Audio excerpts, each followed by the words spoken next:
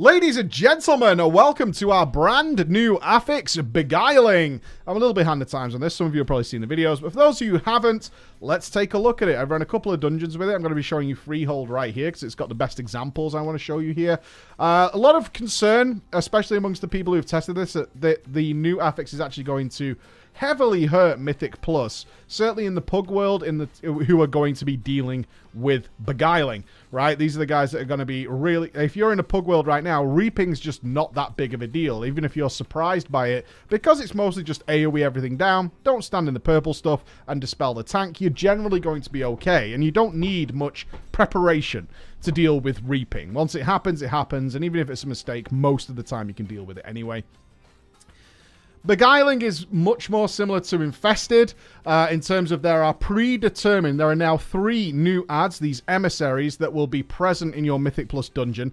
Their locations are predetermined, but they will change week on week. They're not decided now, so where they are like this week will not be the same place they are next week. That's the idea here. And they're using them for very different purposes. Now, if you understand how each of them works, they're not going to be that big of a deal, but it only takes a slight mistake with these things to really screw up your dungeon. So it's one of those things that you're going to have to learn how they work and how they deal with them.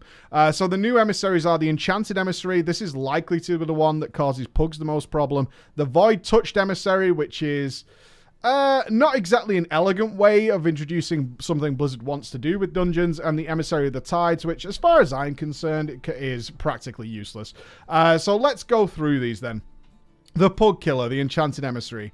As you can see, there's one right at the beginning of the Freehold dungeon we were doing, and the guys clearly didn't know what was supposed to happen with this, and instantaneous wipe. Why is that? The bubble around it. The bubble around it is called Blowback. It reflects 200% of the damage dealt back at the target, so anything that's within the bubble. So if you're used to doing that big bloodlusted Freehold pull, where you just go in, you pull everything and blast it down to the earth, good luck with that. You're going to instantaneously die if the Enchanted Emissary is there. In fact, there are many more Enchanted Emissaries throughout the dungeon than there are anything else from what I could see. It's not that difficult to deal with, though, because it has a buff, a passive buff called Enchanted, which causes anything you attack it with to push it back. So the idea is that you actually you separate the adds from it, similar to Infested, right? So you need to move the bubble away from it, and you can do that by attacking it. You can use CC on it, you can root it, and you can pull the adds out of it. So as long as you're aware of how it works, it ain't that bad. It really isn't that bad. It's just that if you go in and start AoEing, you're just going to die. It really is as simple as that. And you can die, and everything gets really out of hand very, very quickly with the Enchanted Emissary. You also don't kill it. It has an energy bar.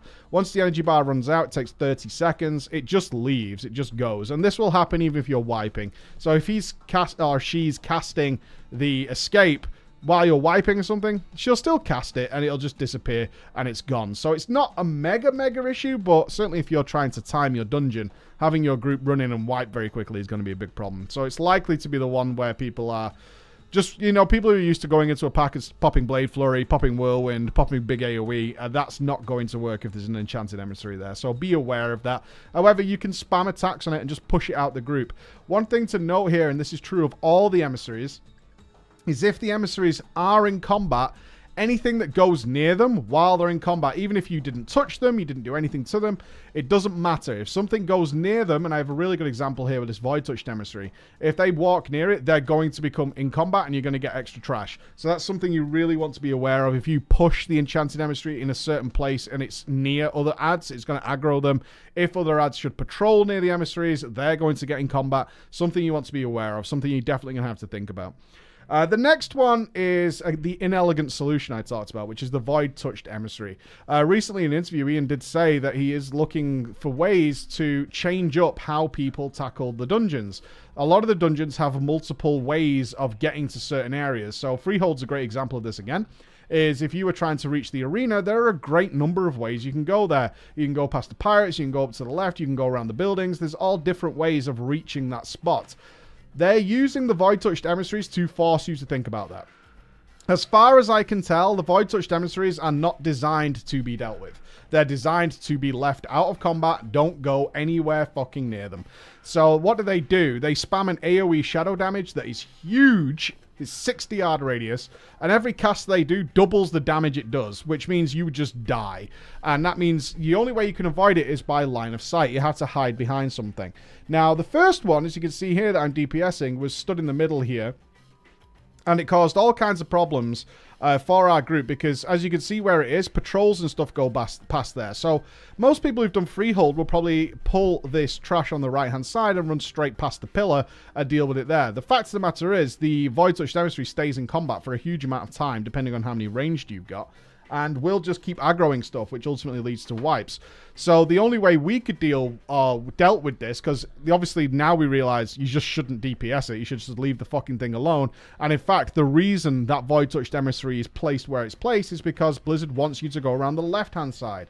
Because they know most groups run up the right-hand side and avoid a lot of the trash. Now you're going to have to go to the left, realistically, and avoid the Void Touched Emissary. That's what they actually want you to do.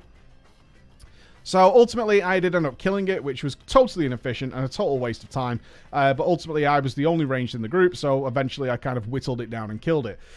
The next Void Touched Emissary we found was actually placed in the doorway to the arena of the Shark boss. And essentially what that means is don't go that way. You have to find another way into the arena, which does exist. We ended up going around the outside after testing multiple ways of trying to find some form of line of sight nearby so maybe I could kill it because it was in combat. And when it's in combat and the range is so big, it actually makes it really difficult to traverse around the area because the range of it is so massive. And this, again, could be a big problem for pugs who accidentally pull it, someone accidentally tags it, someone accidentally gets it in combat, and this puts a big 60-yard radius around it that you simply just can't be in. I didn't realize that the entire Shark Arena is actually not considered line of sight. It made sense to me at the start is that we could run past it. You can take the first blast before it starts getting its stacks, and then we could just hide inside and keep popping out and DPSing it down. Nope, not at all. None of the arena is considered line of sight. In fact, the whole purpose of this emissary is to prevent you going in the doorway. You're supposed to go around it, go a different way. That's the purpose, all right? So if you see a Void Touched emissary, they're big, they're purple, that's Blizzard telling you we do not want you to go that way this week. We want you to go a different way. We want you to go a way you're not used to. We want you to try and explore and utilize all the different stuff we put into these dungeons. It's a little ham-fisted and it's so very punishing. Should a mistake be made, should someone not realize what's happening, certainly in the first weeks, this is going to be an issue for some people.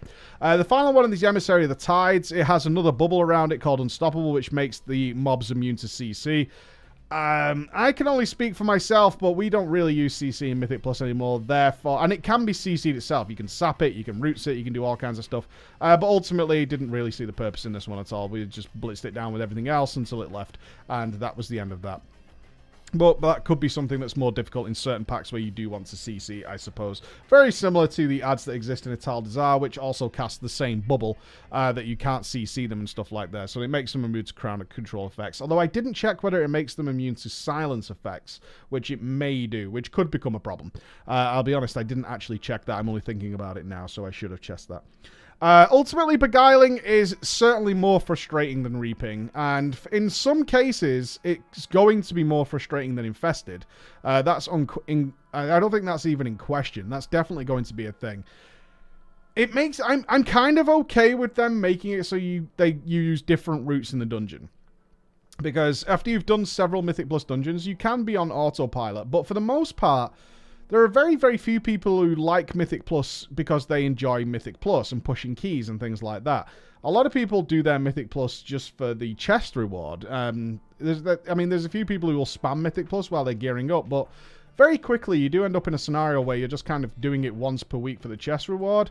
And for those guys, this is just going to be a frustration. Just as it was with Infested, it's like something you just had to deal with because you just wanted the chest reward at the end. I'm not sure this is a good way to go. I personally loved Reaping. Reaping was just... love is the wrong word. I was personally fine with Reaping. Reaping was something you could deal with. It was fun on certain classes. It was just a thing that you could deal with. And even if you screwed it up, like some people do, when they're on autopilot, they just hit the Reaping at the wrong time. And therefore, you've got to deal with it. And it's okay. You can pull it on top of the boss. You can do all kinds of stuff with it. With this one, you screw this up, you're going to be in a mess. You're going to be in a mess. And as a lot of people do pug their Mythic Plus. I mean, I do that in my TD. I mean, it might make some fun content in the TDPs. That's for damn sure. But as it stands right now, Not a huge fan of this.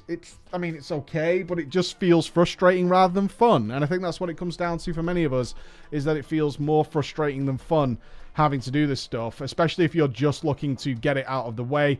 Certainly if you're in a position where the end of dungeon gear rewards are highly likely to be useless in nearly all cases, unless it does some crazy Titan Forge and gem slotting and all that kind of stuff.